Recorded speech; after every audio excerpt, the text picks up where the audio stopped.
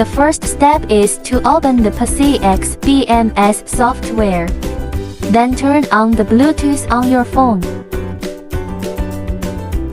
Then find the Bluetooth code corresponding to the battery.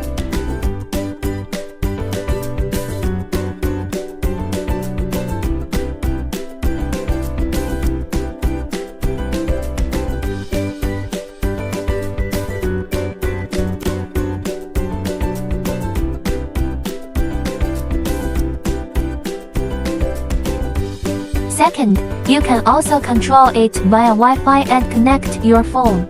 You need to check in the Wi-Fi on your phone, and then open the connection in the software,